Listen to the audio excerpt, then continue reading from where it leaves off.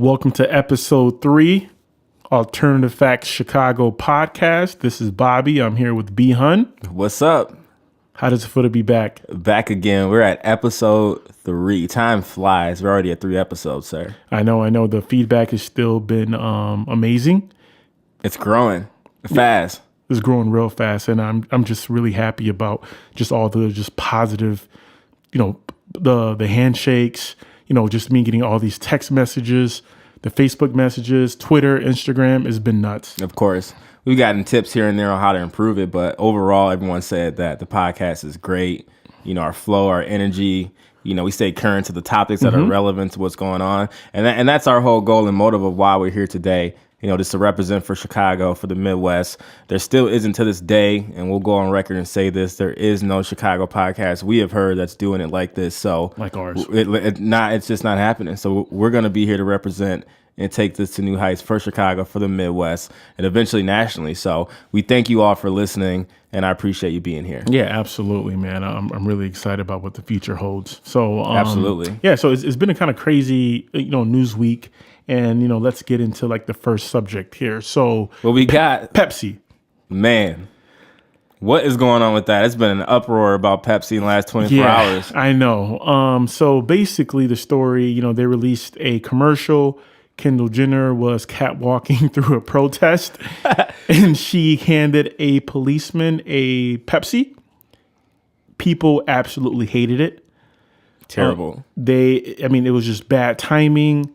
It was a slap in the face to all protests that are currently happening right now, that has happened in the past, that will happen to the future. It was done in poor taste. And honestly, I think Pepsi should fire their whole creative advertising marketing group. It was done in poor taste. It was horrible. So you're saying anyone that had any part to do with that commercial should be gone? Yes. Yeah, absolutely. Because, they had her walking in that commercial. She was walking like she was walking down on a catwalk, right? Like she's in New York, Paris Fashion Week, and then she was bringing a Pepsi to a police officer. Like that's going to simmer down a situation. It doesn't happen like that in real life, and I think they could have done that 1,000 times better. They could have had her, going through giving Pepsis to everyone in the crowd, giving Pepsis to the cops, trying to bring people together. Right. They could have montaged it. They could have done something of that nature. And they just completely dropped the ball. And I think Pepsi, I never liked Pepsi anyway. Trash. And they have given people reason to why they will always be second tier to Coca-Cola. Always second tier to Coca-Cola regardless. And I think they did this. My thoughts were they did this solely for publicity, for attention. You think for hype? To an extent. I think deep down they had the right idea. Terrible, poor execution. If you haven't seen the video, go find it, go watch it. I know it's been taken down from a lot of media outlets, but I'm sure you can find it. Yeah, I think what they could have done to make it better, if they would have had someone, maybe like a Chance the Rapper, or someone maybe in the black community that could be the face to say, here, we're going to be united with cops, that might have changed it, made it a little bit better. Yeah. But why are you using one of the Jenners, one of the Kardashians, has nothing to do with this? I think it was just terrible execution. Yeah. And proper, it was just wrong in every sense of the word. So and that's why they took it down, and they're getting terrible backlash off of it. Yeah, the Jendashians, they should be the last people to talk about any cultural issue that's happening in the U.S. right now. And honestly, I don't think they're doing it just for hype. I think Pepsi, a lot of these corporate companies, they're just out of touch. And they just messed up big time. So they thought they were doing it for the right reason. They thought they had a good idea. Yeah. And it backfired. It was horrible. So yeah, Pepsi, you guys suck. And I hope your brand doesn't recover after this. I'm sure they will. It's because they're big business. They almost got clown of the week for this, but we felt it was a big enough topic to talk about first. So terrible executing. Like I said, I think maybe if they had like a Chance the Rapper, someone in the black community to be the face of that, that's to true. Show unity and uniting everyone together. That would have been dope. But Kendall Jenner, that was dumb. And totally off base. And I saw Bernice King. She posted a Twitter picture that was just like, oh yeah, I wish my dad would have had a chance to get a Coke or something. And everyone was just like, yeah, like hell yeah, like you're so right. Yeah, they failed. Yeah, they 100% dropped the ball and failed. But anyway, enough of that, man. Yeah, enough of that. Let's move on to the next subject here. What is it? March Madness. UNC, they won the championship on Monday. Okay. Horrible game, horribly officiated. Bad shooting. What is going on with the officials? I feel like this past season, it's been an all-time worst for officials in college hoops. Even in some high school games I saw, let the kids play. I think it's been a hard time for officials in general, in all sports. But, yeah, specifically basketball, college basketball. I feel like in the NBA, they'll let you get away. They'll be a little bit lenient, a little bit too much lenient, because sometimes people, they be taking like 10 steps and stuff. But, when it comes to college basketball, it's like they're trying to stick it to the man and stick it to these players. Seriously. So I don't really agree with that. But, what were your thoughts about, UNC, going in there and just kind of rebounding from what happened last year with that dagger of a three-pointer that, snatched that, championship from their soul? Like, what were your thoughts about kind of like them bouncing back and coming through and winning it this year? For sure. Overall, and lastly, to wrap up with the refs, it's funny, when I was watching that game, I was thinking of one person, my guy, Travis Neller. He's always a big, proponent of the players. And when I was funny, all those fouls, all those calls, I went to Facebook immediately, and of course, Trav commented saying, about the refs and how bad it was. Yeah. So, and I totally agree with you.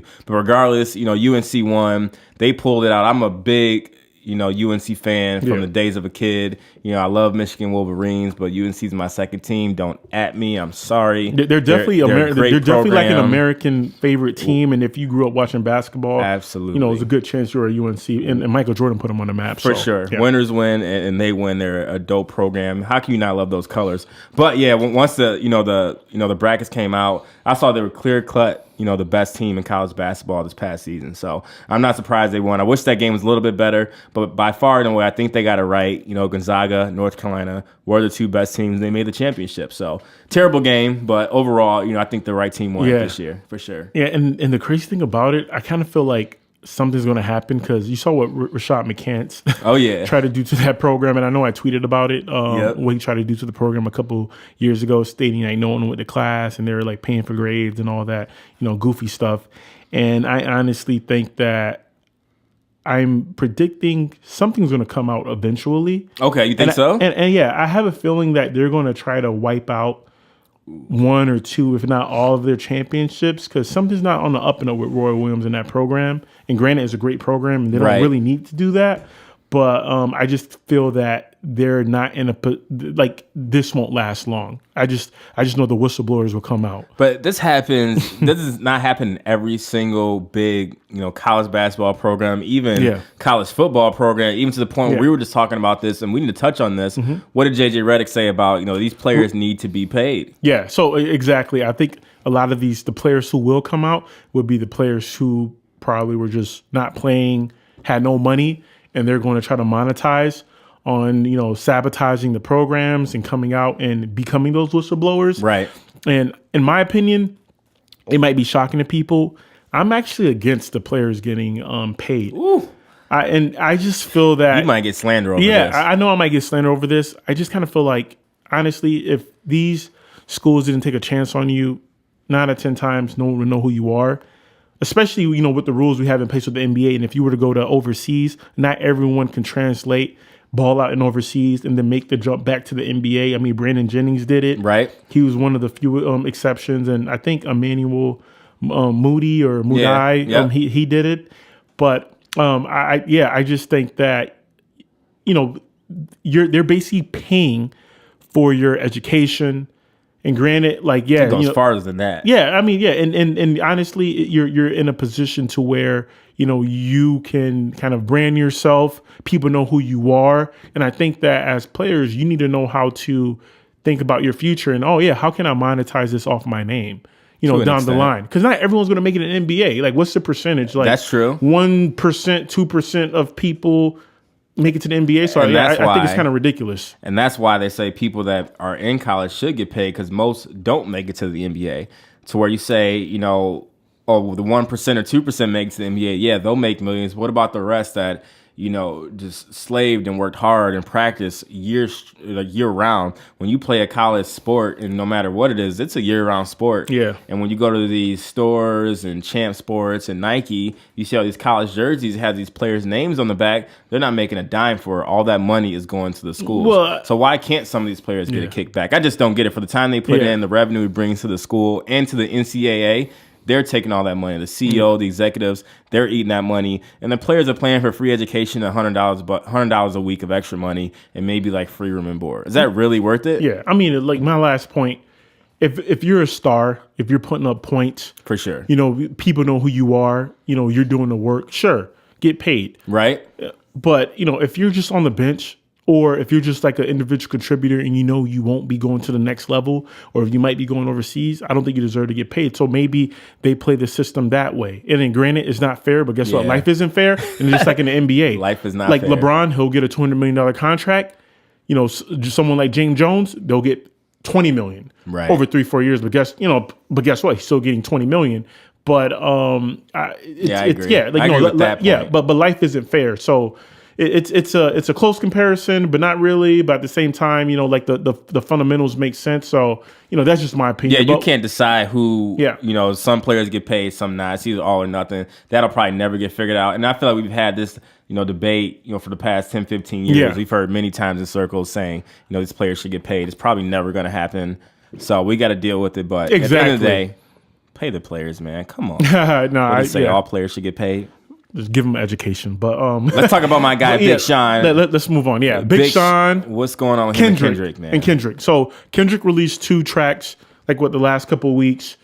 I'm not a huge Kendrick fan. I respect Kendrick. The tracks were the first one I liked. I don't know the name of it, but the first track was it was pretty decent. I liked it. It had a good flow to it. Oh yeah. The second track I know the name was Humble because that just came out recently.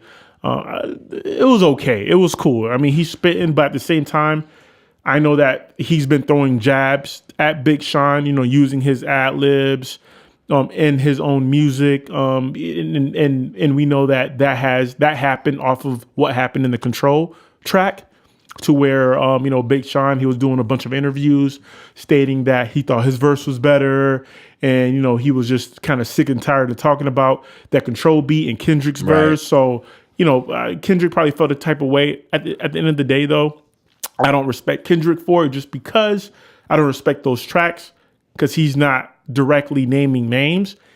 And the one thing that, I will give to Drake, or I'll give to Meek, or I'll give, any of these new cats, they're in their records saying names, or they're out there tweeting, whatever the case may be, name dropping who they dislike. Right. And Kendrick still hasn't done that yet, so I can't take him seriously. I get that to an extent.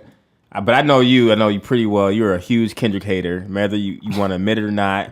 We got friends that know you hate Kendrick no matter what. Pretty much any Kendrick song that comes out. I don't hate Kendrick. He just be on that militant stuff too much. I'm not the biggest fan of that. Yeah, I will agree. That black militant stuff is not good. I'm sorry, guys, if you listen to this. It's not good. Yeah, especially when I think it doesn't really suit him. But for sure. It was just Black Power 2016, 2015, and people ate it up. For that reason, he's going to come back in 2017. You can tell with that Humble song, he's going to go very mainstream with it. Oh. He's going to make more club songs. He's going to make more songs. He's trying to sell records. Exactly, where I think he went too far left with the last time, which was cool for those that liked it, but I think for long term for mainstream media, he needs to make more songs like Humble. I like the track. I'm not the biggest Kendrick fan in the world, but I can admit when good music is good music. Humble was good. His first track was good. But why he got to go at Big Sean? Big Sean, man, he's not messing with nobody. Leave Big Sean alone. Why is he always coming after him?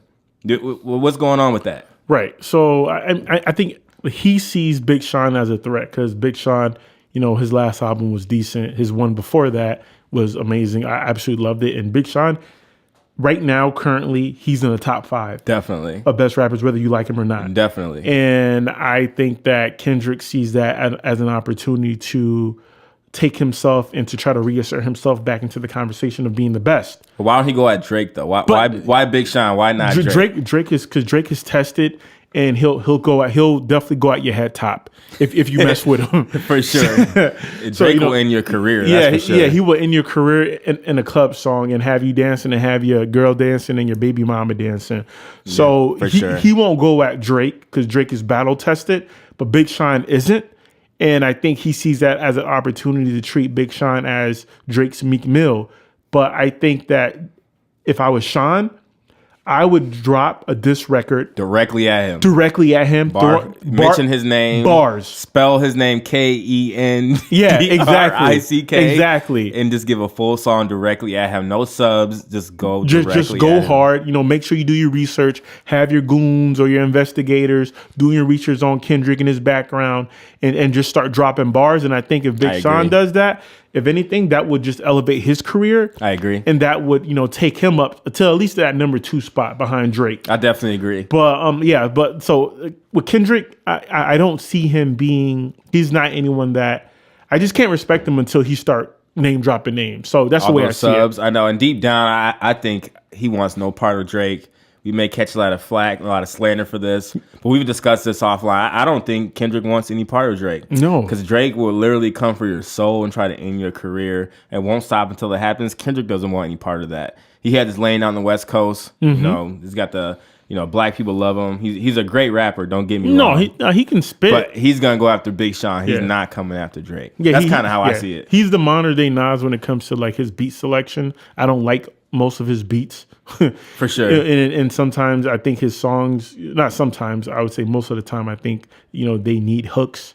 But that's just my assessment of Kendrick. Sure. But he has a long way to go if he thinks he's going to beef with, Big Sean. I think he's going to get that number 1 spot. A lot of people love him, man. He's got a spot in this game, top 5, for various reasons, whether you like him or you don't. So it'll be good to see, definitely. But briefly before we get off music, I know there's a big Troy Ave interview on the Breakfast Club today. For those that don't know Troy Ave, just a little bit of a backstory. He's been in jail recently. He's a rapper from New York, been independent for many years.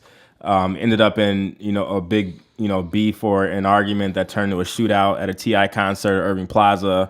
He was in jail for that, got out for a while, ended up getting shot again on Christmas Day.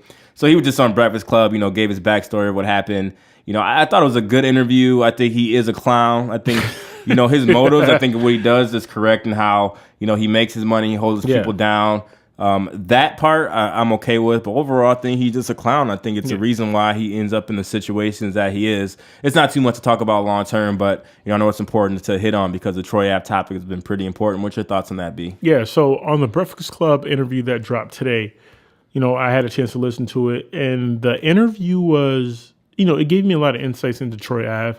I don't know. I don't listen to his music. I don't know much about him. But not many people do. Yeah, but I know of like that whole Taxstone incident. And Troy Ave, he did come off to me a little bit sincere, yet very braggadocious. Too braggadocious for a guy that might be going to jail for about 10 years soon. Right. So I get him. Like, if you're a guy with a good heart and, you look out for your people, but at the same time, he was just kind of contradicting himself, stating, looking for my people, I give them this during the payroll. I got the new big body Maserati, I had the Benz before I had the money, I had the Rollies. But at the end of the day, he was saying, oh no, I'm independent. So I got to grind, I got to get this money. Or in another instance, he was talking about, well, I needed, bail money, or I needed to, do this and do that. And, he was just a big contradiction during that interview. And so that was the reason why at the end of it, I was just kind of like, he's not a horrible human being, but, he isn't the best human being. No. And I just think that, he just needs to just stay away from all that street talk. Just try to keep pumping out good music to your fan base and to keep growing it.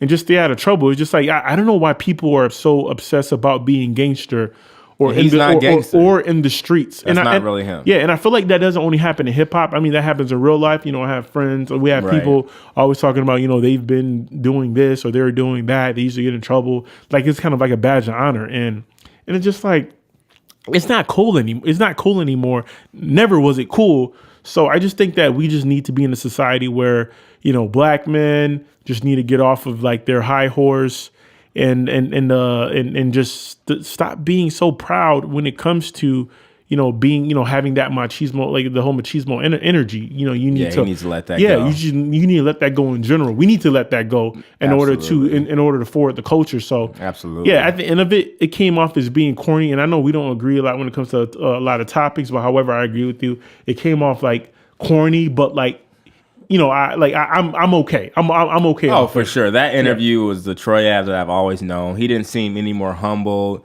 or anything by it. I think he considered himself the modern day 50 Cent, which is to him he's from New York, which cool, but terrible comparison. You're not even close. And he said he felt like Tupac. Something about the new yeah, Pac. He felt like the new Pac, which I'm like and someone I was reading like a Twitter comment, and someone made a good point. Why does everyone want to be the gangster Tupac? Why don't you want to be the revolutionary Tupac? Exactly. The Tupac that wants to create change, that wants to really help, us build ourselves, help, just help the culture build itself. So, I mean, enough of Troy Ave. I think the more I think about it, he's a clown. Definitely a clown. I almost thought of him for the clown of the week. I think he has a good heart. Like deep down, but he's a clown. Yeah, he just doesn't manifest it in the right way. Yeah, which I think I agree with that. Him being so independent, maybe having like a life coach or a publicist, something, or us, to just something, something, and just say, here, you go say this, and it'll be okay. Yep. But yeah, enough of that. So one thing I want to hit on briefly, and you may not want to touch on, but we have to. WrestleMania was this past weekend. Everyone that knows me knows I'm a huge wrestling fan. I've been watching wrestling, WWF days back when I was 6 years old with my uncle. I was a huge wrestling fan. I think the first WrestleMania I ever saw was like WrestleMania 6. It was Hulk Hogan versus the Ultimate Warrior, title for title in Toronto. But, this past WrestleMania, what it made me see for this past WrestleMania is there is no company in the world that does production like the WWE. They literally, from their entrances to just everything about it, made every single person that came out to the ring look like a real life superstar. It was amazing to see. It was a great show. It was like 78,000 people in Orlando. WWE, man, it's just big business. And a lot of people always say, oh, wrestling's fake. Oh, no shit. Wrestling's fake. Of course it is. You don't watch it for the realness of it. You watch it for the entertainment. You watch it for just the theatrics of it. It's a big business. It's a multi-billion-dollar company for a reason. I thought it was a good show.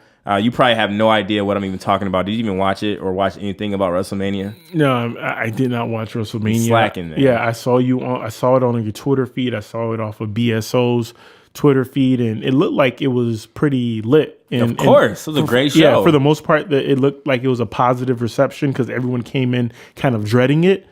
And it just ended up, and I saw that end up being something that was definitely like above average. Oh yeah, compared to a lot of the content that WWE has been pumping out the last couple months. For sure, and WWE goes up and down. They have a lot of good talent now since they've acquired a lot of shows, and they got the NXT, so they're bringing up talent from there.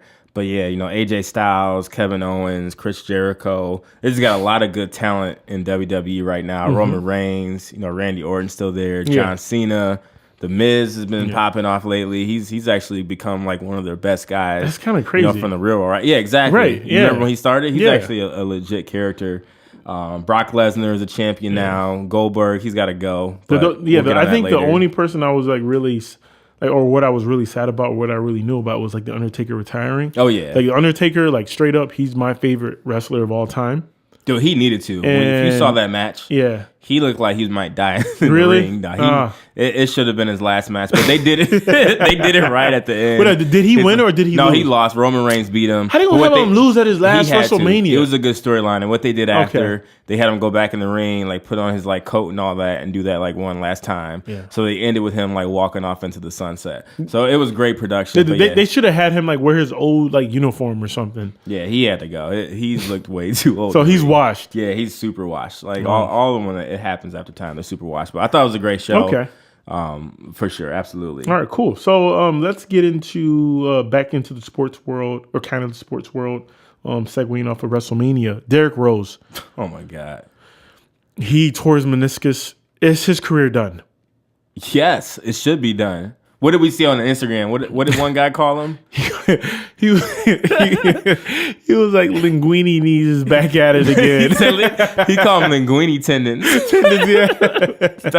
Yeah, linguini tendons back at it again. Yeah, I don't want to laugh at anyone's injury because I know these injuries are like a big thing. But I mean, it's too much. At the end of the day, you got to call a spade, and Rose Rose must have did some grimy stuff back in the day because his karma is at an all-time high, and he's like you said, he's paying for it big time. He's lost so much money. He literally probably lost, like, I would say between 70 to 100 million.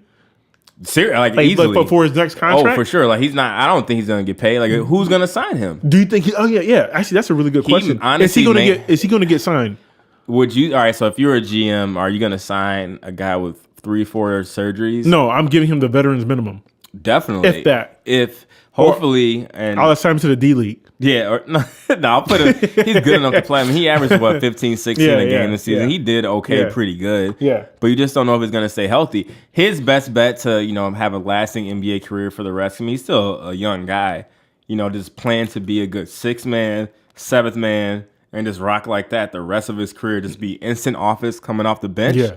And just rock like that the rest of his career. Because if you're going to sign him thinking he's going to be the D Rose of old or be one of your top 2 players in your team, you're going to be like the New York Knicks and not make the playoffs.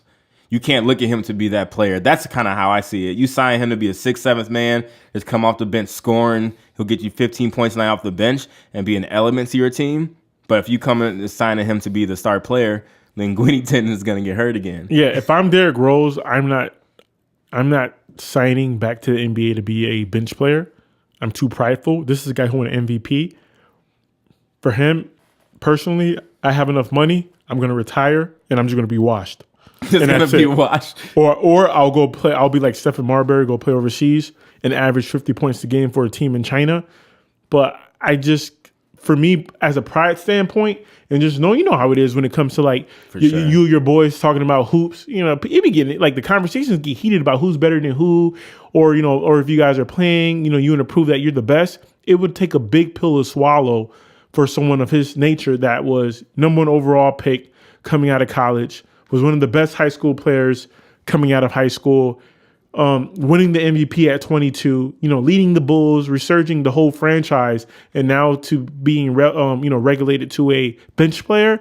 I just think from a pride perspective, for me, I would be like heck no, I'm out. I'm done. He might. You don't know sometimes his makeup. He seems like a strong guy, but what happened this season? Not the most articulate guy. Definitely not. I mean, that's what happens when you don't, go to college. He probably went to Memphis. He probably went to school the first semester. Yeah. Did not go to school the second semester and was out of there. Yeah, he went to underwater basket. For sure. He was playing like golf class. Probably went to like piano class. Just the very basics. he said golf and piano class. I've had classes. I had a golf class in college. Good old Central Michigan. It was a fun class. Yeah. But anyway, so. Back to Derrick Rose, it just seems like where he is mentally. I don't know. I remember early in the season when he didn't show up for that one game because he went back to Chicago. I don't know for the specific details. Yeah. Everyone thought he like committed suicide. He just left. Or something happened, or he got killed. Yeah, he just left. His makeup, you just don't know where he is. He doesn't care. He doesn't care. No. And my problem is for an athlete that much money so young. Didn't necessarily get his education. I really hope he's saving it. We've seen this time and time again. ESPN had a special about all these stars that go broke. Yep. Of all the $90, $100, $120 million he's made in his career, how much of that do you really think he has? Not to say he's broke, but do you think he still has access to a lot of that money? How much do you think he's spent it on various reasons? We just don't know. We won't ever know. And we may not ever know. So my thing, I say, stick it out, get healthy, go to a team, be a 6th man. That's probably his best route. But I'm curious what you guys have to say once you listen to this and give us your thoughts and opinion. But I think that's his only way of lasting in the NBA much longer. Yep. I definitely agree. So, dude, we got to get on this topic real quick. It's a big one, and it's been going around Twitter, social media this past week. The Groupon dater. Is the Groupon dater fair or foul? I've heard a lot of opinions. I want to hear yours on this one first. All right. So mine is foul. Foul? Yeah, it's foul. Because Groupon? Yeah, it's like, come on, man. Like, how many people have money, especially when you're in your 20s, whether you go to college or not, you're trying to, is the time to establish yourself.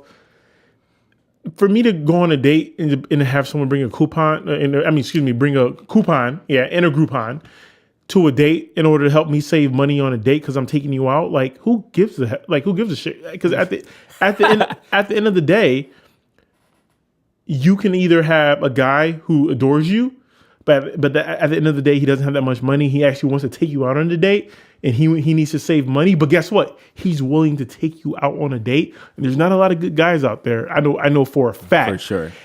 Whereas, you can have a guy who has all the money in the world, but then, he's the biggest jerk because, he has all the money. He has women flocking to him, and he takes you on a date, and all he just wants is one thing. So I think that, when you put it into that perspective, yeah, like any woman who thinks a guy bringing a Groupon to a date is not respectable or is not honorable, like, she deserves to be single, and she deserves to be lonely for the rest of her life.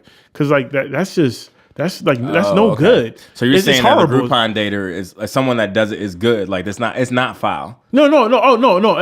It's not foul. But I would say no. So I guess more so what I meant, she was foul. Correct. Okay. That person is foul for thinking that way. Gotcha now. Okay. Yeah, correct. Yeah. So I think it's a foul situation to think a guy who is trying to save some money, but at the same time wants to take you on a date and use a Groupon. Who cares whether it's $10, $15, $20? Guess what? You're on a date and he's respecting you and he's trying to do the best he can. Like, you can't knock that. Absolutely. My girl's gonna go anywhere we can save some money. And that's why I love her for it. That's awesome, man. And I guess most girls, real girls that get it, they just get it. You just don't have to explain. And when I was seeing on social media all week, those that were saying, it's foul for a guy to use a Groupon or a date or vice versa. I think the end all be all is to have money, have access to money, and be able to have it long term. Why in the world am I going to take some girl on a date to spend $200-$300 for when I may or may not last with her and that money is just gone? Yeah. That's not the girl that I want to be with. So the simple fact to say, the Groupon dater, is it fair or foul? Man, it's fair as ever can be. And for anyone that says that it's not fair, you probably shouldn't be talking to us or probably listening to this podcast because we'll probably just clown you about that. Yeah, exactly. And that's probably why you're single and will be single and not married. So sorry, I hope we're not offending anybody, but you need a reality check on life. Yeah, though. And like the one argument that would be in favor of the girl whoever sent that tweet. If the guy was just like a perennial loser and he's bringing Groupons to a date, but that his past transgressions, he's a loser. Right. Then, okay, yeah, like, don't go on a date with him and clown him for bringing a Groupon. But, if it's a guy who, is stand up, he's probably in college, he's just carving out his career, trying to make a name for himself, and he's bringing a Groupon. Yeah, that's cool. But if the guy has, like 1,000 different baby mamas, he's not getting paper, he's living at his mom's crib, he's living in the basement, he's cleaning pianos for extra money, like cleaning pianos. Yeah, they be cleaning pianos for money, bro. Just random thoughts. What you get, like $10 for cleaning that? Go clean that piano. Yeah, I could definitely see the argument about clowning that guy and not dating him, but that was just like a big thing on Twitter that I saw, sure. And it was just funny to see a lot of the responses, and she actually got a lot of backlash for good reason, but she could have made a better argument or articulated a better, she could articulate a better argument around that whole conversation. For sure. And before we jump on the next topic and just totally off topic, what's up with this Facebook store? Are they really trying to take Snapchat out of the game? Oh my God. Like, what is going on? Snapchat is they're trying to just lift you up and just say, get out of here. Listen. Seriously? Because, we know Facebook owns Instagram. Let's go back a couple of years, like a year or two from now. I remember when I went on, one day I went on Instagram, all of a sudden I saw that you could post stuff to Instagram. And I'm like, all right, cool. Instagram trying to keep up with Snapchat. Yeah, all right, whatever. Man, the other day I logged into Facebook, I start seeing stories on there. I was like, man, I almost lost it. Like, dude, really? I can't keep up. Yeah. It's too much. Like, I already had Snapchat popping, got the story going, then they got Instagram stories. It's like social media overload. Yeah. It's nonsense. It's not cool. And if I was Snapchat, they need to come out with something revolutionary, because they have to. Facebook is copying everything they're doing and putting it on their platform. For sure. On their all their platforms. Purposefully. To literally say, here, we have a bigger following. We're just going to take your idea and literally shut you down. Yeah. Essentially, so now I'm thinking about like, what could Facebook do not Facebook, what could Snapchat do that's different? And, I'm not Steve Jobs, so I can't think of that idea now, but when I get to it, I'll make sure to bring it up on a on a future podcast. They're probably sitting here right now pondering their brains like, what can we do just like we are? Because they're probably like, man, what is going on? Yeah, it's just like whoever, they must have been stealing their engineers, their developers. Man. Because that is they're like beefing. That's insane. And the funny thing is, I log in and give it 24. I gave it 24, 72 hours. I would see. All right, let me see who's gonna post on it. Man, people start posting like, oh man, they're making this a thing. Yeah, I so don't use Facebook for that, and whoever does that, like, I'm sorry, you guys are clowns. Yeah, man, I'm sorry. They're making it a thing. Like and Instagram, sure, because it's just pictures. Snapchat is just pictures and quick videos. But Facebook, that's overkill. It's like, just too much. Don't use that. You're going to be on your phone clicking from one site, going from Snapchat to Facebook to Instagram to Twitter all day long. You're not going to get anything done. How are you supposed to live life? So, Social media is crazy, man. It's so crazy. And, when I have kids, they're not about to be on no social media like that. I'm going to make sure. Stop lying, man. Facts. Shoot, man. I know kids, they got cell phones, 6, 7 years old, iPads, laptops. He said 6, 7 years old with iPhones. They got a Bluetooth in. We having... Seriously. The only downside, man, these kids can't have conversations because they don't know how to speak and communicate. It's all social media. That's the only downside with this. So basically, these kids, they got the Bluetooth on, hopping in the Uber. Yeah, at 7 years old, getting an Uber. Yeah, no, and then pull out the debit card. Like, how the heck you got a debit card, bro? No, you're actually right. I've been noticing just like younger kids. They're having. I've seen a lot of instances of kids who aren't doing well with other kids just because they can't communicate.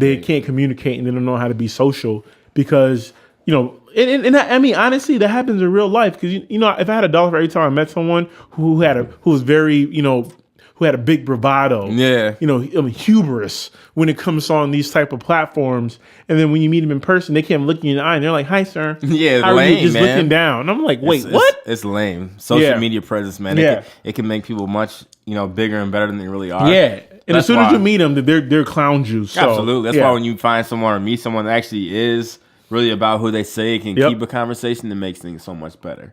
I agree. Absolutely. But what's been going on in Chicago, man? For one, this weather sucks. I know April in Chicago is terrible. It's been raining like the past 2 days, all day. The past 2 days, it's depressing. And then tomorrow is supposed to like kind of rain, then snow. Then our one of our producers here said that it's supposed to be like 30-foot waves or something like that. And I'm like, what is going on? This weather is horrible. It's terrible. Yeah.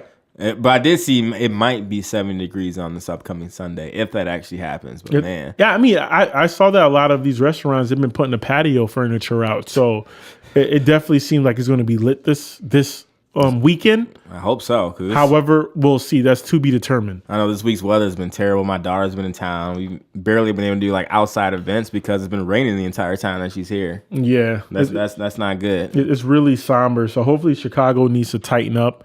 And we need to hurry up and get into springtime. Summer, man. Yep. That's the best time of the year in Chicago. Summer, summer in Chicago is amazing. I agree. Summertime shy is the best. Always look at that hashtag summertime shy. It will make you very happy inside. No better city in the world. If you haven't been to Chicago in the summertime, you need to check it out. Absolutely. Hit us up. Restaurants, we'll show you where to go. Yep. It's a good time. But why was Drake saying that, Chance should be the mayor of Chicago? Did you see about that? Yeah. I saw the clip briefly. Yeah, I think he just said, essentially, it's what everyone thinks of Chance. Everyone thinks Chance is a good dude. He puts Chicago on his back. He's a positive rapper, gospel, religion, all that good stuff. So I think Drake was just basically like, yeah, sure. Why not? Let's, I would definitely back him. Or you think people should back him. I disagree with that just because Chance is young. I think that, it's way too early. I wouldn't vote for him to be mayor of Chicago. I'd rather someone who would be a lot more seasoned in the politics. And plus, he needs to release more good music. Definitely. He's a rapper. But definitely, give him another, 10, 15 years. And, once he's done with music, then for sure, like, I think I would definitely look at him as politics. But for me to vote for him now or in the next couple of years, how about no? I wouldn't even tell Chance to do that. I think it's a terrible idea for him. He doesn't want or need that pressure. Yeah. Absolutely. He needs to just focus on his music, building his base and whatever he wants to do, in the mainstream world. That he doesn't need the pressure of Chicago to run for mayor. That's just like not his lane. I think he's doing a great job. The money he's donating, just being out the face, that's good enough. But to actually say be the mayor of Chicago, if they picked him to be the mayor of Chicago, I would look at Chicago even worse than I already do. Yeah. And I love this city. Yeah. He just doesn't know that. No, I don't even know why we're talking about this. But I think that's a big joke. I don't even think Chance would honestly really even do it. But the simple fact that they think, oh, he should run for mayor, he probably would get a lot of votes, honestly. But I think he just needs to focus on his music, focus on his other avenues, make his donations, be a face of the city. And let the others figure it out. They may or may not figure it out, but it's just what they may have to do, though. Yep, I agree with you 100%. And we've been agreeing a lot this episode, which is very new. That's very for us. Surprising because normally we're always we're always back and forth, but disagree on everything. But it's all good. Yeah, that might change in the next 20 minutes. But with Chance, I just. Yeah, it will be cool. It will be fun. Yeah, create shirts. Chance for Mayor 2018 or 2019. Whenever the primaries or whatever comes up, but it's not happening. We need someone that seasoned. And once again, I've shown my displeasure for Rahm Emanuel in this podcast the previous 2 episodes before, and he's not he is the problem. And we need someone who is actually just an honorable, honest guy that wants to look out for the people. And Rahm isn't the answer. So I guess that's not gonna happen. I guess when you do have someone who's a horrible person that's in power, like our like Rahm is, you'll look at very different scenarios and you'll reach out to unlikely scenarios. And yeah, Chance, he's just not it right now, but 15 years for sure. Why not? Yeah, definitely. Just not right now. He doesn't need that pressure. Yeah. He's got a lot of. He doesn't have time for that. Yep. And what's he gonna do in a big business meeting? No. That's almost as. He's just gonna wear his number 3 hat, man. It's almost as crazy as Donald Trump as president. That's just going way too far left with it. But one thing 2016 taught us: anything is possible. Anything is possible. You can be whatever you want to be, kids. All right. So make it happen. Yeah. So let's circle back around in music. Calvin Harris. We love Calvin Harris. Chicago is a huge, EDM market. A lot of the nightclubs, bars, huge, just EDM fan base. Right. And, I thought this summer, Calvin Harris was going to, give us some heat like he did before with, Rihanna and in all his previous hits. And, his first track he released a couple weeks or months ago. Migos? It was with Migos and Frank Ocean. Frank Ocean, trash.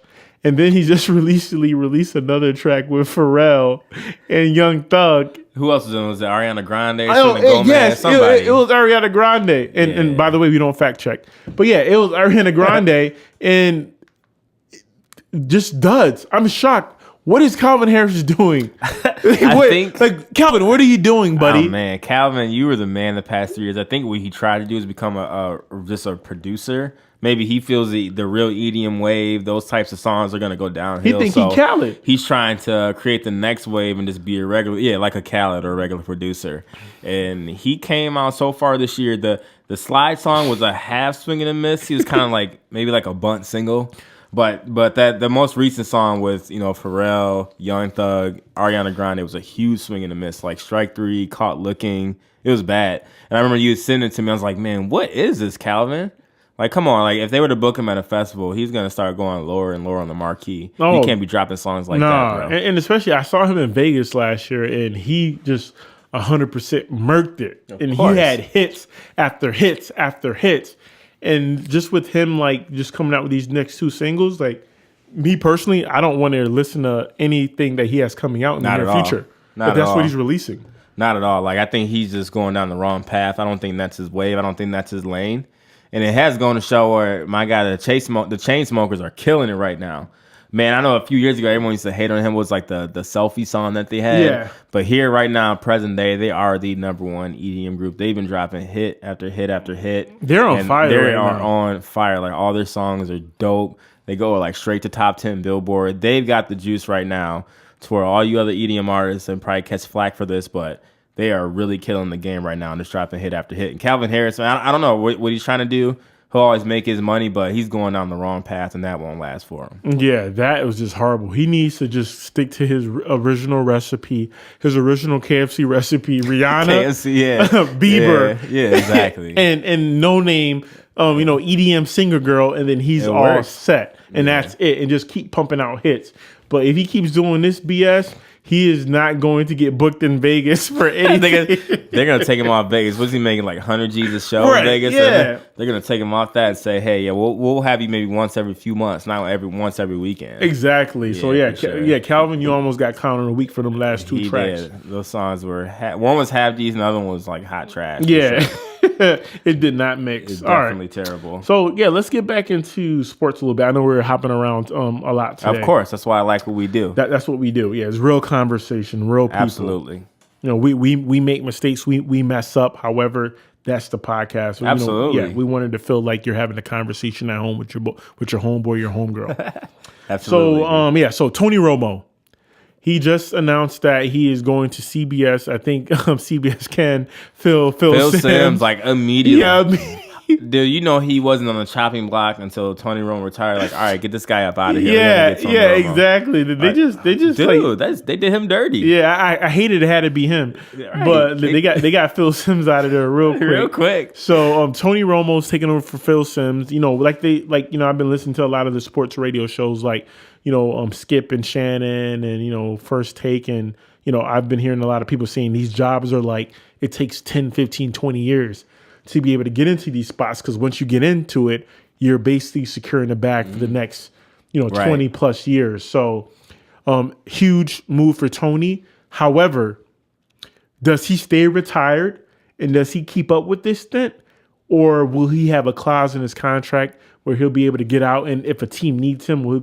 he be able to play for another team? And yeah, so what are your thoughts around that? That's a tough call. Like, it's hard to go from the booth back to the field. Has anyone ever done it? I'm not sure. Has anyone gone from the booth? Not in the NFL. I know other sports, but in the actual NFL, to go from the booth back to the field, that's a tough one. That's almost saying that he's officially hanging it up. And I think deep down why he actually did it, I think he got sick of waiting. No team signed him.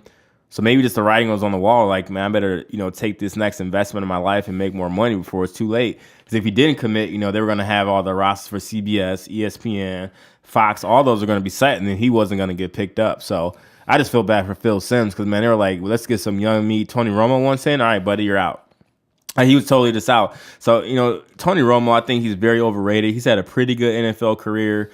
He's won. Has he won any NFL games? Maybe one or two in his entire career. I think I just read today he won like 2 playoff games or something like that. He's so overrated, and I'm in a group on Facebook where there's a handful of people who just defend him to the death. Not sure why. And I'm not sure why. And I'm like, yeah, he's a good. When he's healthy, he's good. But at the end of the day, he is so not clutch. And if he was any other quarterback that didn't play for the Dallas Cowboys, Dallas Cowboy fans are the biggest writers of all time. Always. And yeah, it just doesn't make sense to me. He has the stats, yes, but he just hasn't won anything. Definitely. So for me, I just can't respect it. And then people bring up the fact that, he hasn't had a defense. Guess what? Peyton Manning won without a defense. Well, for sure. Well, at least his first Super Bowl. For sure. With the Colts, Drew Brees, he was able to get one by accident without having a defense. That was basically the bend but don't break method. So, for Tony Romo not to be able to kind of bring one to the Cowboys or make it farther down the playoffs, and then they blame it on the catch, with Dez Bryant, it's just a bunch of excuses for him. And I don't get why he has all those excuses, because when you compare his careers to Tom Brady, when it comes to them, they were later picks. I'm not sure if Tony Romo was undrafted or not, or he was 6th, 5th round pick, whatever. But but their situations were somewhat similar. Oh yeah. And I mean, and Brady, he took it and ran with it, and Romo didn't. And Romo didn't, and I don't see why people think he's so good. I just don't get it.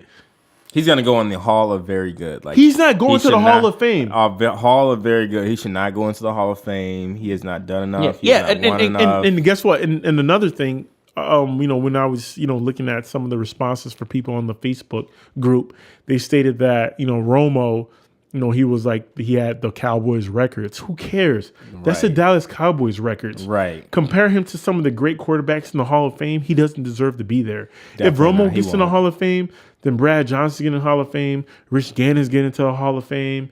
And you can't put everyone in the Hall of Yeah, Fame. I'm going down a list of old school quarterbacks that were very good around the mid to end of their careers, and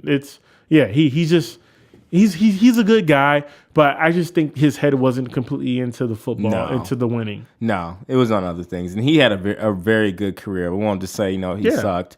Like, he would say he was terrible. No, he had a winning record, great stats in his career. He just couldn't win in the big time. So he'll be in the Hall of Very Good. And, now they got Dak Prescott. I think he's much better. And I think the Cowboys will get a Super Bowl in the next, 5 or 10 years with him at the helm. So I'm okay with that. But briefly before, we run out of time, let's get on to MLB season opening day this week. This past week, yesterday, actually 2 days ago, I did go to the White Sox Tigers game, the opening day. Eventually, I was clowning. Yeah, it got rained out, so I did have a good time. I got drunk with all my boys. I was Corbin, clowning Lou, though, man. Jason. I was like, man, you took that day off of work. I and know. I was like, you didn't even have the chance to watch the game. I took the day off work for no damn reason. So it's okay. It happens. But what I did know, a big observation, don't at me for this, White Sox fans, but your opening day is terrible. Why? If you go to Detroit for opening day, like this upcoming Friday, Detroit is going to be rocking. The entire city takes a day off. They all go downtown, and it's a big occasion. It's opening day in baseball. That's what you're supposed to do. The Cubs, when they're back here for the opening day, it's going to be rocking. The White Sox Stadium, it was cool, but it was still kind of like it was just there. That's not what opening day is. If you go to Detroit for opening day this Friday, that whole city is going to be jumping from 9 a.m. all the way till 9 p.m. It's just a fun day, and that's what opening day represents. So that's kind of, I was a little bit disappointed about that, but I did have a good time with all my boys. We're all Tigers fans. But in terms of who's going to win this season, obviously I'm going back-to-back with the Cubs. That's my predictions. They far and away have the best team, so remember this conversation. When it comes back again, the Cubs are going to win the World Series. Who do you got this season, bro? Yeah, I don't know. I think I might go with the Rays, man. My hometown. Yeah, I'm going with the Rays. I think to win time. The World Series. Yeah, I think it's time. It's going to happen. It's going to pop. Like Tampa Bay. It's about time. Stand up, Tampa Bay. I think we have a good chance. If it's Tampa Bay and the Cubs, if it's Tampa and the Cubs in the World Series, I won't be mad at it. And I'll wear a Cubs hat with a Tampa Bay jersey. Don't kill me for it. But I'm thinking I'm calling that's the World Series right now. So put your bets in while you can, while it's still hot in Vegas. The Rays, who do they have? I mean, the Rays are always decent, except for last season. I know they were really bad, but usually they're pretty decent. Okay. Yeah, I just don't think they have enough. And maybe you're just being a homer because I know you're from Tampa. That's like me saying it's going to be the Tigers and the Cubs. The Tigers are pretty decent, but I'm Tigers not sure are if going to they'll be washed. No, they'll be decent, but they won't make the World Series. Yeah, though. you guys gave up, but Rick Porcello, didn't he go on to win the Cy Young? Cy Young. And who's another pitcher? Scherzer also won the Smash. Scherzer also won the Cy Young. I'm on to the Tigers. I think the only issue with the Tigers, they make too many moves at all times because they think they always have to do something rather than keep the players that they have. Yep. And I think it's gotten them to the position where they're at. They've had many great seasons, and they've been up there. They just can't get over the hump. And I think now they've gotten rid of too many of their good players, and now they're suffering from it to where they have Verlander, they got Cabrera, they got Martinez.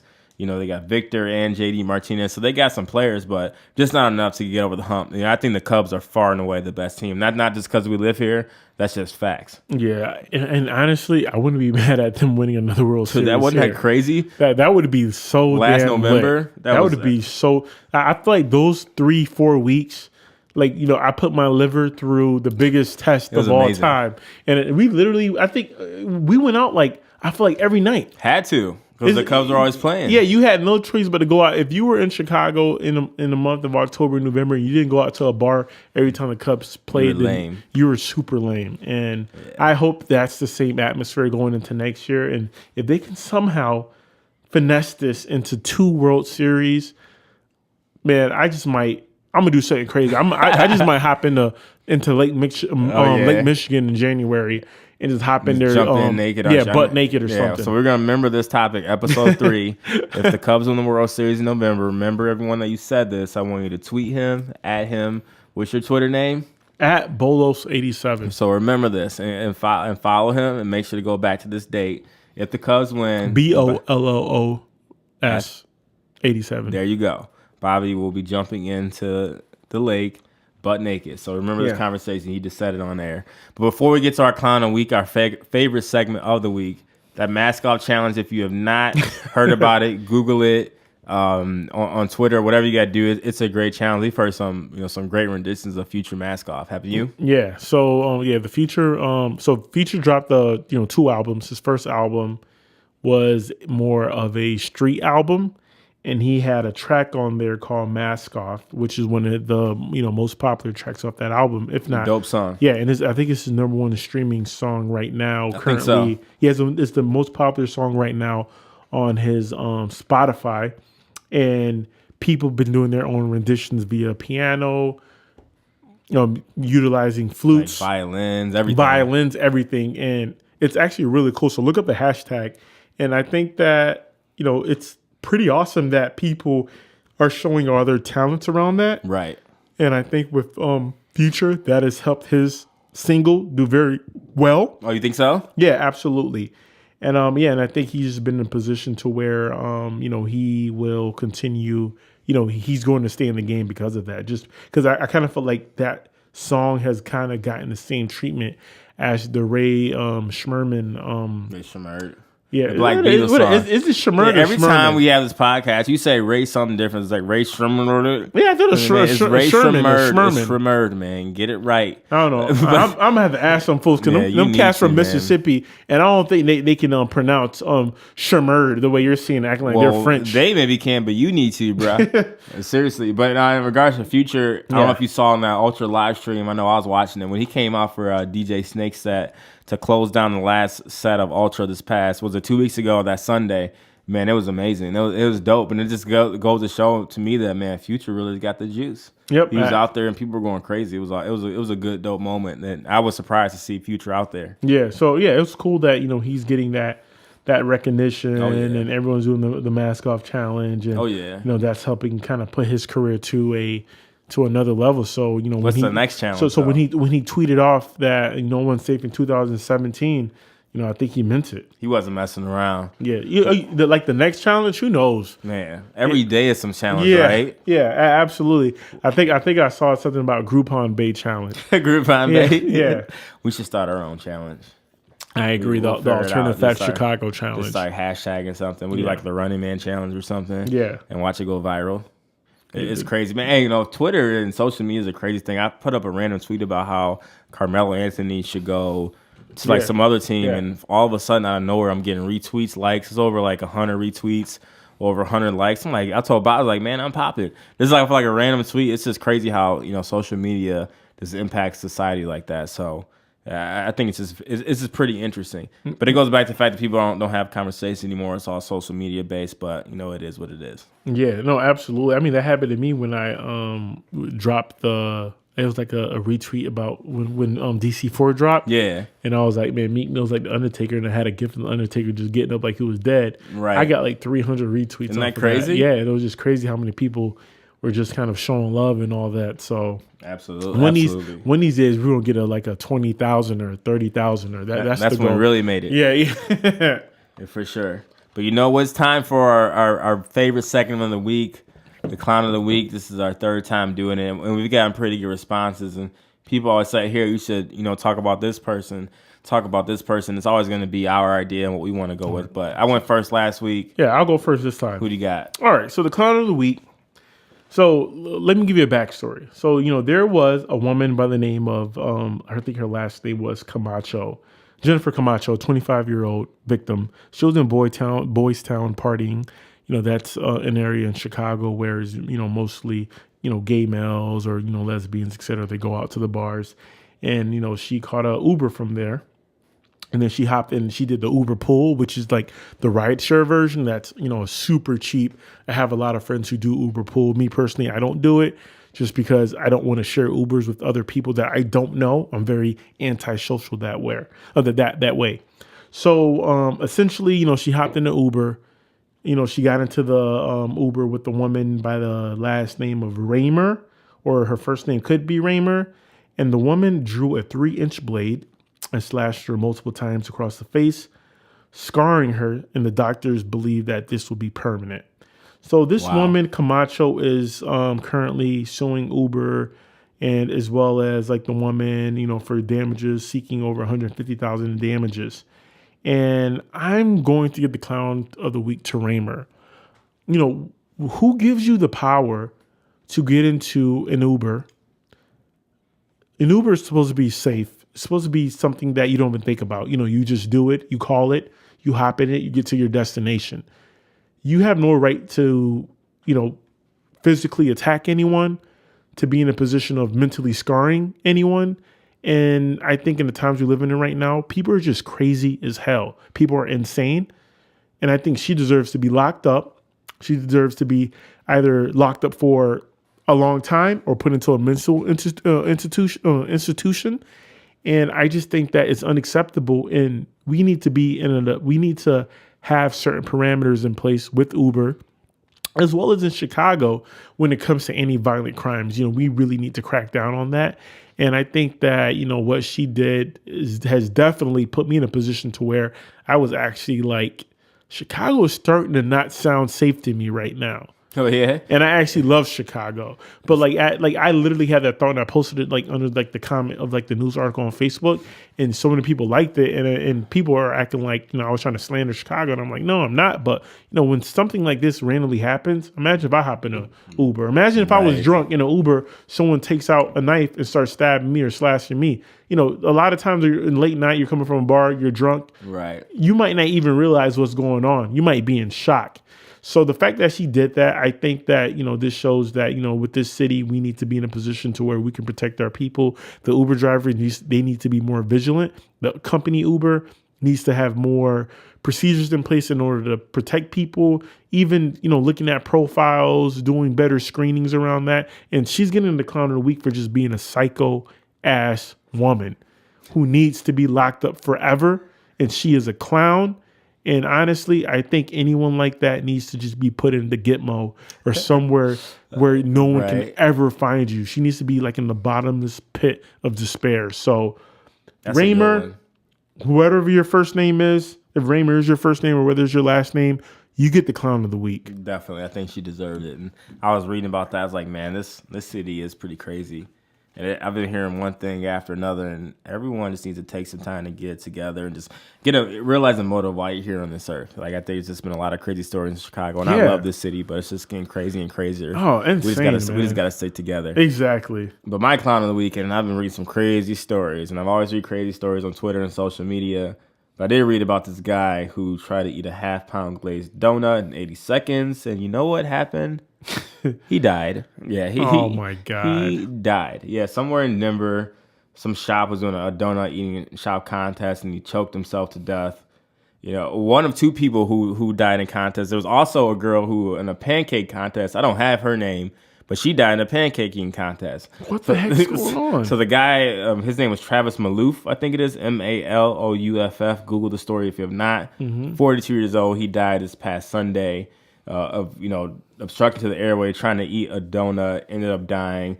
It was like the size of a small cake. And if you know the size of a small cake, it's a pretty decent size to have to eat in 80 seconds. My motive is, why are you trying to eat a cake that size or eat a donut that size in 80 seconds? Why are you trying to eat pancakes so fast? It's just not necessary. It's just not worth it. And I've been trying to, tell people back, for beginning of 2017, for all those that have my Facebook, is get your health together, get right, mentally, work out, just stay in shape, because, this stuff out here will kill you. Clearly, it will literally kill you. And we just have to take care of our bodies and just do a better job of that. And, for Travis, all respect to the dead, it's unfortunate it happened. Maybe he just had some bad karma, and God was just like, it's just your time to go. I don't have the girl's name of who tried to eat the pancake, and she ended up dying too. But why are you in any type of food contest? People, it's just not necessary. We just have to take care of our bodies, take care of our lives a little bit better and preserve our life for as long as possible and to leave a lasting legacy that you want. Travis, I'm sorry, but you're going to go on history as a guy who died eating a glazed donut. Unfortunately, that just sucks for you, but that's just going to be your lasting story. So at the end of the day, you're going to have to get this comment of the week, but it's just a good lesson for all those that are listening. Take care of your bodies. Yes. Get in the gym. Eat better. Let's just do better in 2017. Yeah. Stop being so gluttonous. Yeah, it's go time, man. We got a crazy president on our hands. The world is crazy right now, so you got to just stick together, band together, keep your health together, and we can have a good year. But sorry, guys, pancake glazed donut people, I'm sorry you had to die for getting clown of the week, but let's just do better, America.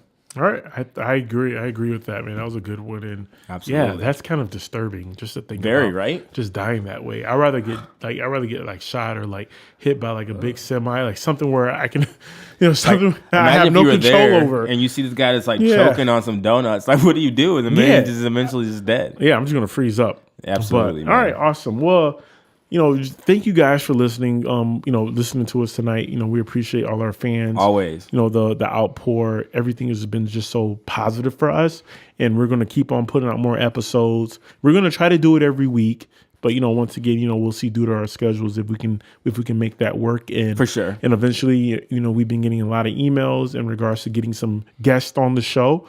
So, we'll definitely have some surprise guests coming here. That is coming. To really, give you guys a different perspective on Chicago as well as what's going on in the whole world. Absolutely. So, once again, we appreciate you. We love all our listeners. Please subscribe. Please review. Please like. We're on iTunes. We're on Google Play. We're on YouTube. We're on SoundCloud. We're everywhere.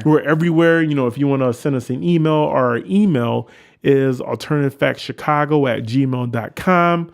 Our Twitter. It's AFAC Chicago. All right. And our Instagram, Alternative Facts Chicago. Absolutely. And then, you can find us on Facebook. Just put our names in, Alternative Facts Chicago. We're everywhere, man. We're everywhere. Yeah. We are also looking for some sponsors. If you want to sponsor us, we have a couple ideas in mind. Haven't named anyone official, but we definitely want sponsors for our show. Yeah. So. And we have some things in the work, in the works right now with, a couple companies. So hopefully, everything works out.